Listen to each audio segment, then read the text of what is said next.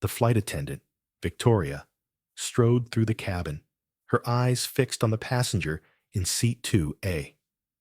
"Ma'am," she said, her voice sharp, "I've asked you twice already. Please move to economy class, or I will have no choice but to involve security." The air was thick with tension. Passengers exchanged glances, some feigning indifference, while others discreetly pulled out their phones, sensing drama. In seat 2A, a woman named Isabella Stone sat serenely, dressed in an elegantly tailored suit that fit her like a glove. She wore no flashy jewelry, yet her poise commanded respect. "It's my seat," Isabella mouthed, her eyes blank and impassive. Victoria folded her arms, her crisp uniform and tightly pulled back hair exuding an air of authority. "Ma'am, I don't know how you ended up here, but first class is reserved for our priority passengers. I don't want to embarrass you, but I need you to move." Isabella didn't flinch. "I paid for this seat," she said smoothly, retrieving her boarding pass from her leather bag. Victoria barely glanced at it.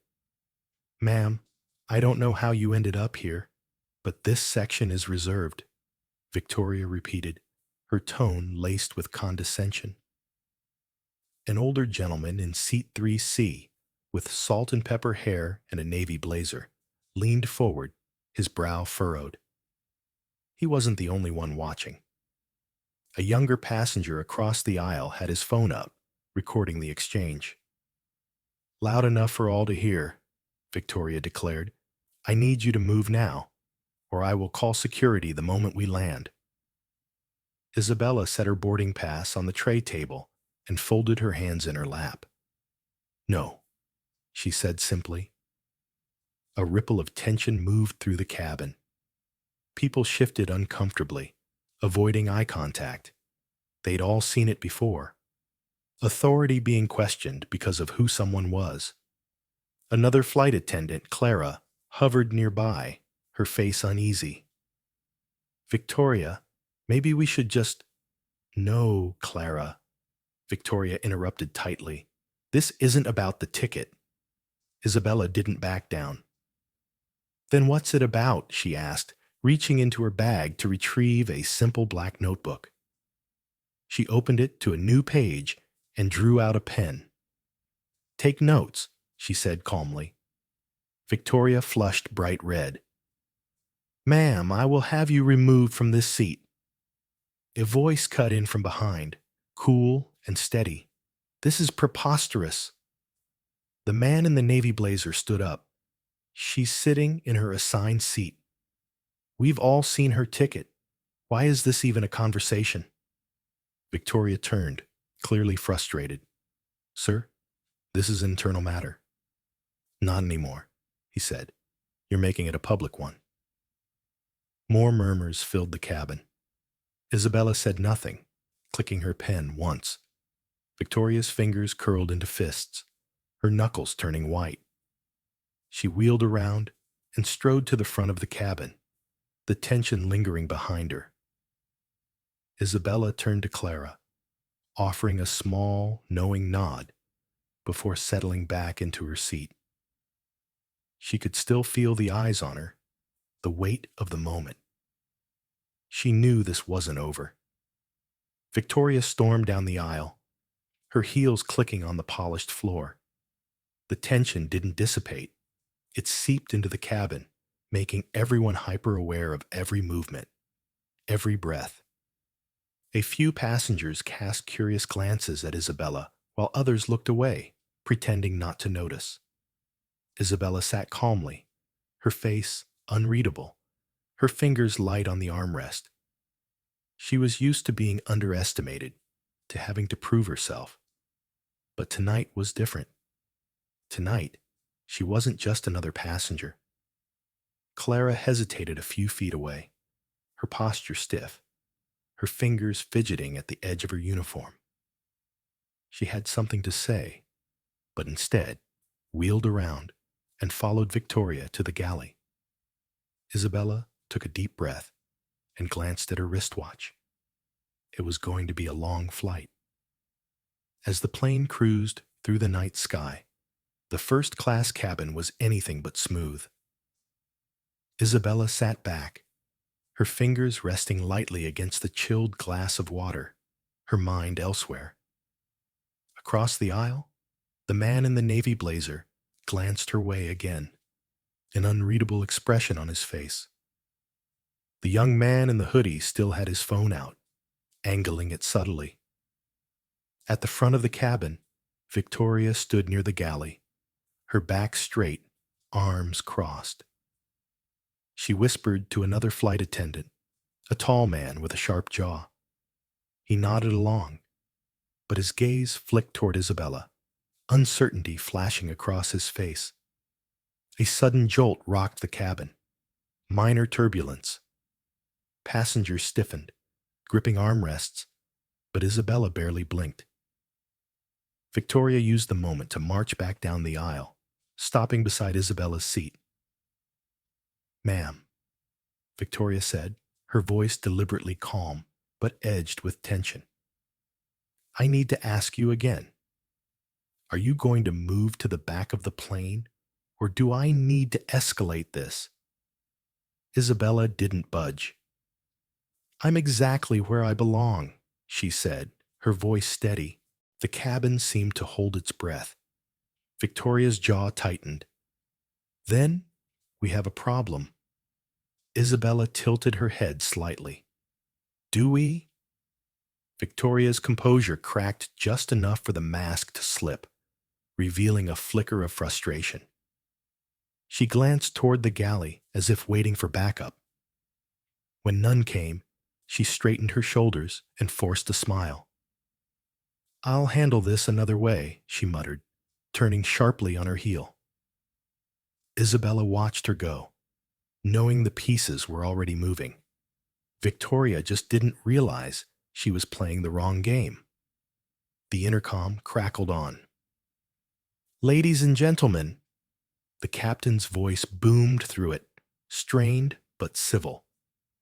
"I'd like to remind everybody that for their own safety, all passengers are required to comply with crew instructions. Failure to do so may result in further action upon landing."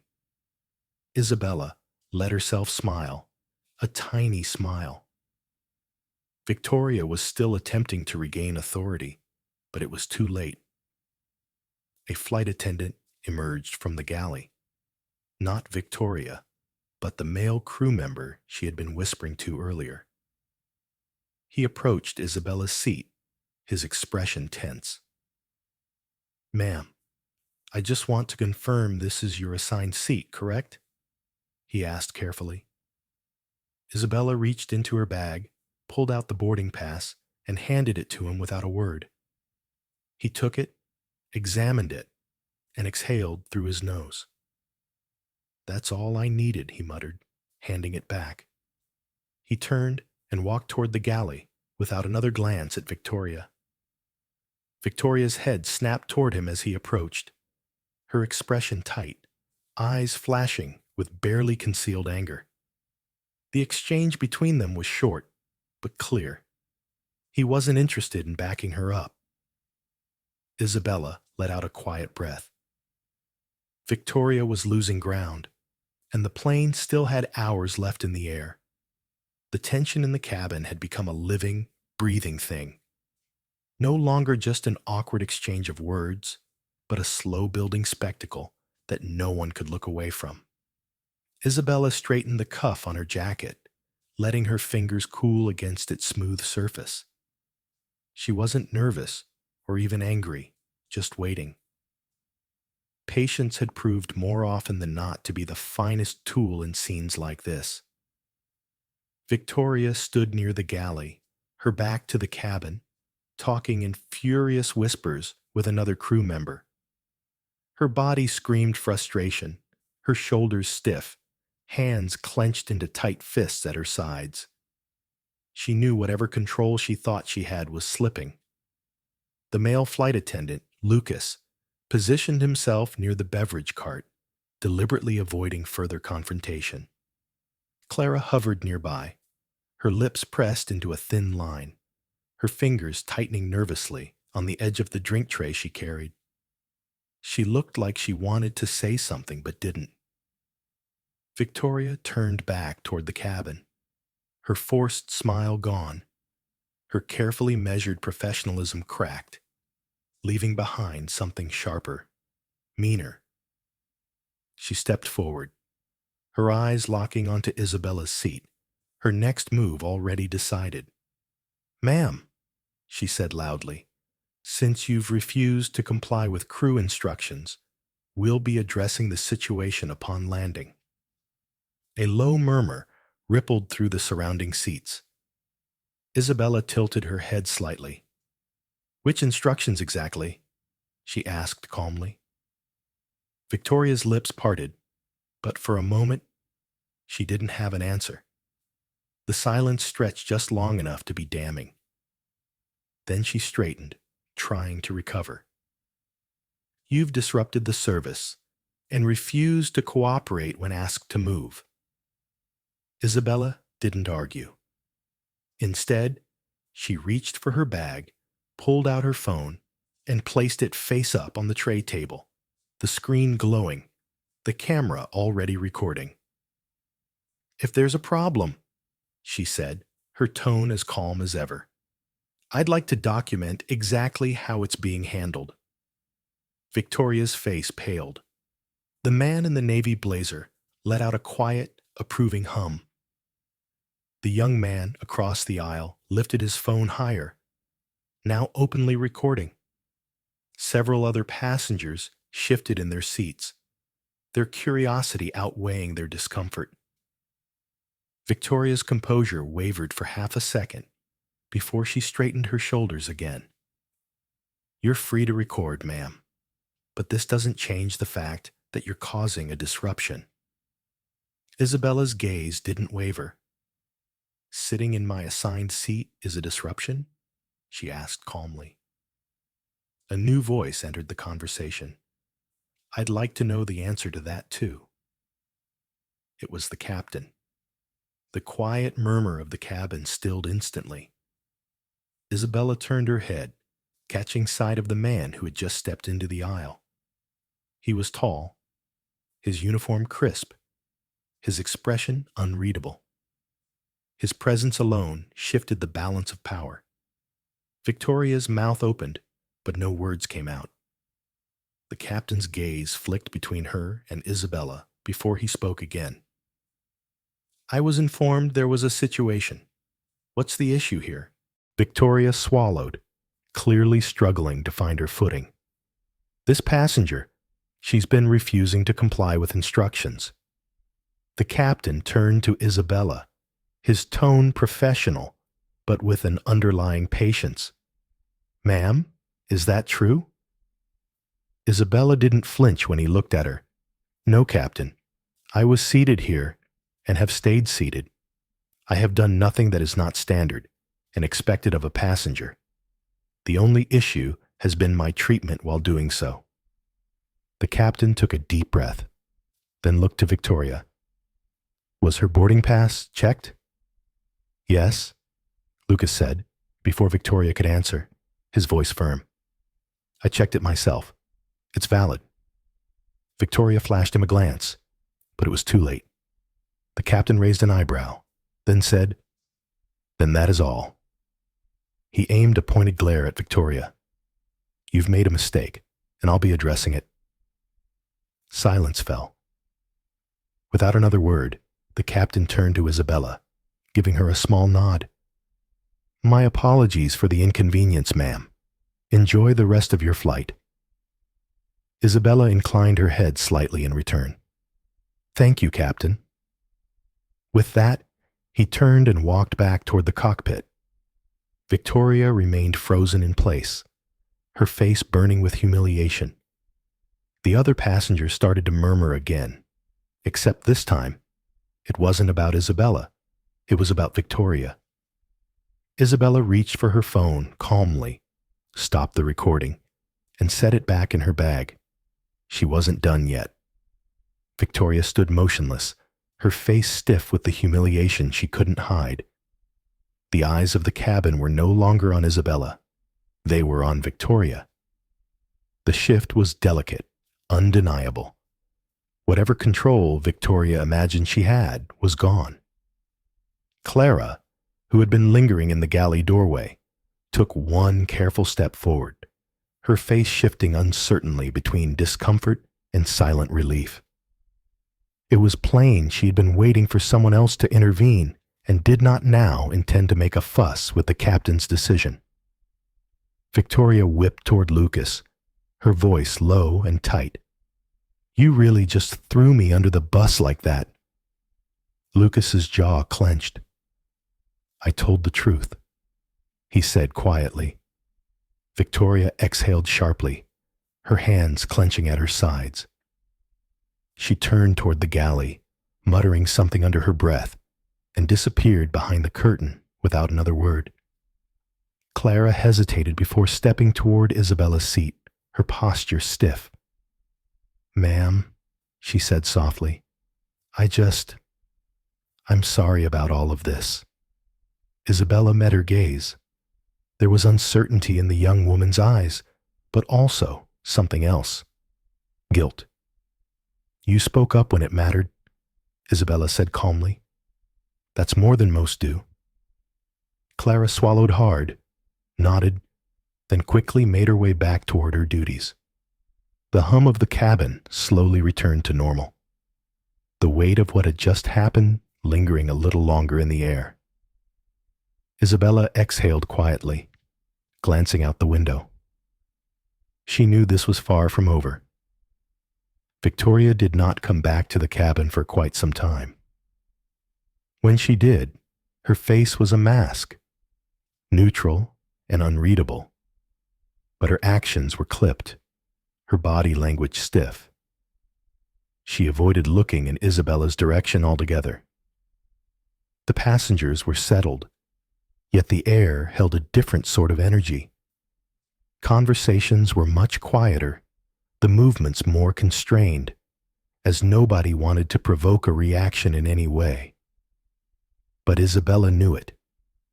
The heavy weight of all those unspoken thoughts, silent decisions of what side to fall on. The young man across the aisle in the hoodie had lowered his phone, but the smirk on his face told Victoria he got what he needed. The man in the navy blazer sat back in his seat, coolly regarding Victoria. Isabella checked her watch. A few more hours on this plane. Clara passed by with the beverage cart, pausing briefly beside Isabella's seat. "Anything else for you, ma'am?" Her voice was softer than before. Isabella glanced at the nearly empty glass of water on her tray. "I'm fine, thank you." Clara hesitated for a fraction of a second before nodding and continuing down the aisle. Meanwhile, Victoria had assumed her post near the galley again, arms folded tightly across her chest. She looked to be waiting for something, watching, calculating. But she wasn't fooling anyone. The balance of power had already shifted. Isabella exhaled softly and turned back to the window. She had no interest in prolonging this, but neither was she about to forget it. She didn't believe in revenge. She was a woman who believed in consequences, and Victoria had just made sure hers was coming. The cabin had settled, but the atmosphere inside it was anything but relaxed. The conversations had dulled down to mere quiet murmurs, the hum of the engines filling the silence between them. Victoria was still lingering near the front of the plane, her face composed, but her body giving her away in its tense readiness. She was waiting, watching. Isabella remained calm, her fingers lightly tapping against the armrest.